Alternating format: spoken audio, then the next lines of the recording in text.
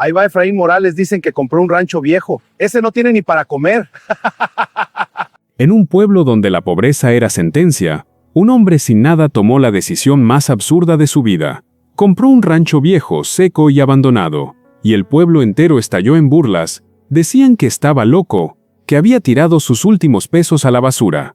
Nadie vio el sacrificio escondido detrás de esa compra, ni los años de silencio y hambre, pero lo que estaba a punto de ocurrir cambiaría para siempre la forma en que todos entendían la riqueza. El sol caía sobre el polvo del pueblo. Las calles parecían agrietadas como promesas rotas.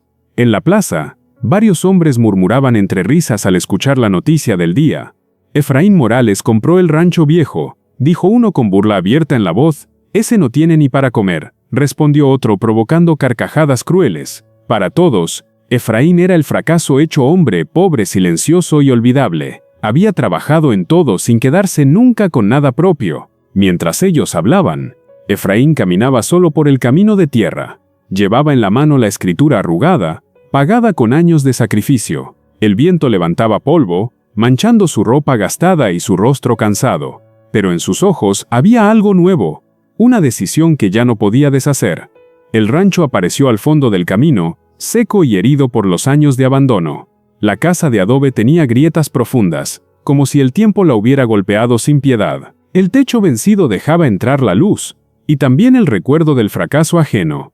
Efraín se detuvo frente a la entrada sin puerta, respirando el polvo caliente. «Es mío», murmuró en voz baja con incredulidad y orgullo mezclados.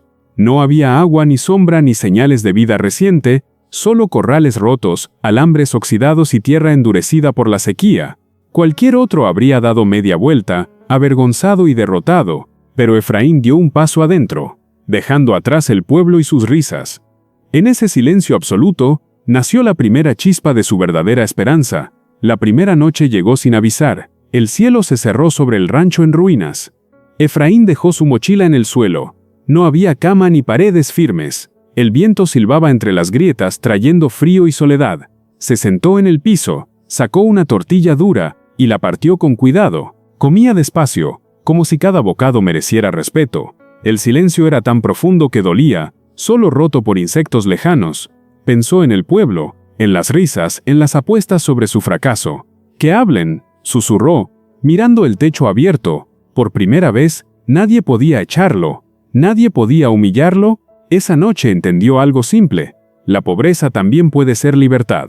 El amanecer llegó con un cielo pálido, anunciando un día sin misericordia. Efraín se incorporó del suelo, con el cuerpo rígido y los músculos adoloridos. Se lavó el rostro con el poco agua que llevaba, sintiendo el ardor del polvo. Frente a él, el terreno se extendía inmenso y estéril. Caminó despacio, observando grietas, piedras y plantas secas. No tenía herramientas ni animales ni ayuda alguna, solo sus manos curtidas por años de trabajo ajeno. Cada paso le recordaba la magnitud del desafío. Aún así, no sintió miedo, solo una calma extraña, porque por primera vez el fracaso dependería únicamente de él.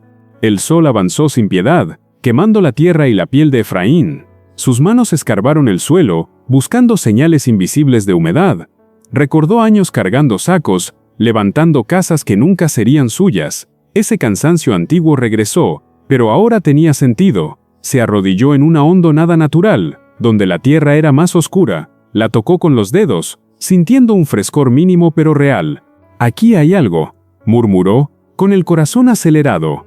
Siguió cavando con terquedad aunque las uñas sangraban. El sudor caía mezclado con polvo, formando barro en su rostro. En ese punto exacto decidió que no volvería al pueblo derrotado.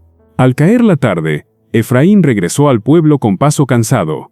Las miradas se clavaron en su espalda, cargadas de burla y lástima. Entró al taller de don Julián, el herrero de manos negras y voz dura. «¿Ya te rendiste?», preguntó sin levantar la vista del yunque. «No», respondió Efraín, firme.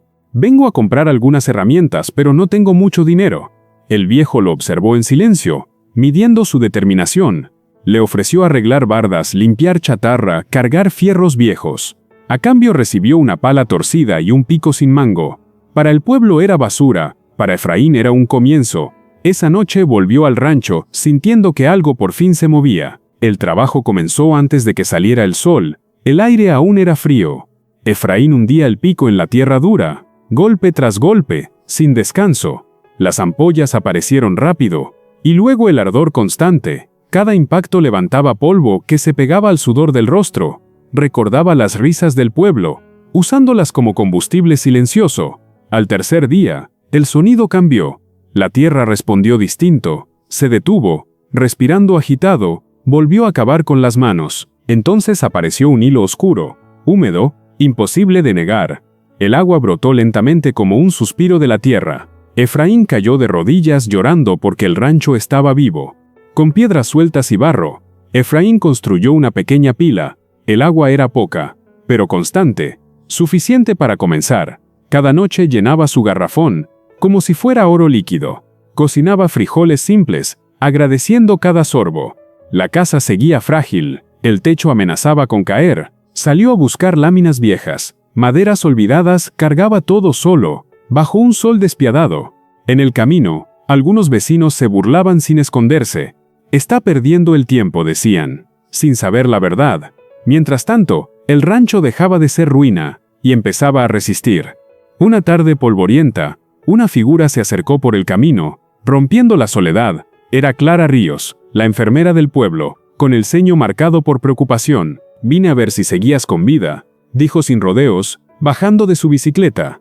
Efraín sonrió apenas, limpiándose el sudor con la manga rota. Clara observó el pozo, las láminas nuevas, el orden incipiente.